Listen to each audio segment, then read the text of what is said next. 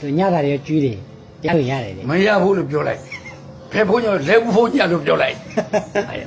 သူကဆရာတော်ဘယ်လိုပြောလဲတဲ့စားရင်စားတယ်လို့မှန်ရတယ်တဲ့ငွေလည်းငွေကိုလည်းကန်ရင်ကန်တယ်လို့မှန်ရတယ်တဲ့ ဖဲရမလဲငွေကံမောပြောမနေကိုတော်လေးဝင်းနေတက်ဖို့တယ်မို့လား တမန် ဥပနိခိတ်တောင်ကတာရီရေးရတယ် တိတိယံပါတမန် ဥပနိခိတ်တောင်ကအနည်းနဲ့ထားရွမူလေးတာရီရေးရတာယာညာတာယာရနဲ့စစ်တာမကင်နေဘူးဟုတ်လားကင်နေလို့မမြင့်မ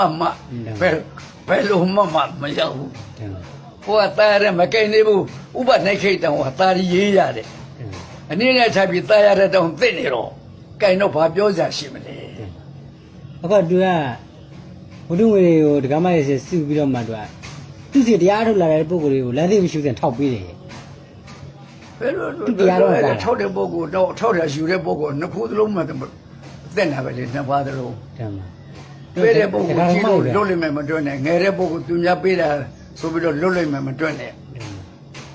တော့ဥဒလုံးမလို့ဘူး ဒကာဒကာမတွေကိုပေးတာရဘုန်းကြီးချင်းပေးတာမဟုတ်ဘူး ဘသူကပေးပေး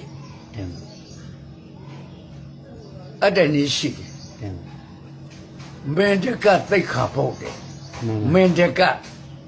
တထဲကြီးငါ့ဦးတဲ့မင်းတကတထဲဆိုတာကြားဘူးတယ်မို့လား ပါဝိတာခဖို့ မင်းဝိသကမဟုတ်ဘူးမင်းတကသိခါဖို့ တမန် မင်းတကသိခါဖို့နော်မောင်ဖြူကငွေလူမ တမန် မောင်မဲကလက်သင်ခံမှာ မှန် မောင်မဲကဝင်းနေနားလေတယ်မောင်ဖြူကမောင်မဲကိုမဲတန်ဃာတော်အရှင်မြတ်တွေကိုအဆက်တဲ့ပစ္စည်းလှူပေးပါငွေနော်တန်ဃာတော်အရှင်မြတ်တွေကိုအဆက်တဲ့ပစ္စည်းလှူပေးပါတန်ဃာတော်အရှင်မြတ်တွေပြန်လျှောက်တန်ဃာတော်အရှင်မြတ်တို့ဖေကိုမဲထံမှာအဆက်တဲ့ပစ္စည်းလှူခံတော်မူကြပါဟောတော့ပါရဲ့လား ဟုတ်တယ်ဗျ လှူတော့ကအဆက်တဲ့ပစ္စည်းလှူပေးပါတန်ဃာတော်ပြန်လျှောက်တော့ဘယ်လိုလျှောက်တော့အဆက်တဲ့ပစ္စည်းလှူခံတော်မူပါဟောနော်ဥပမာပုဂ္ဂိုလ်ဟုတ်လားကိုရိုလေးဘွဲမသူတဲ့လို့ တောပနာဗျတောပနာဗျ ကိုမဲဥသောဘနာကိုအဆက်တဲ့ပစ္စည်းလှူပေးပါ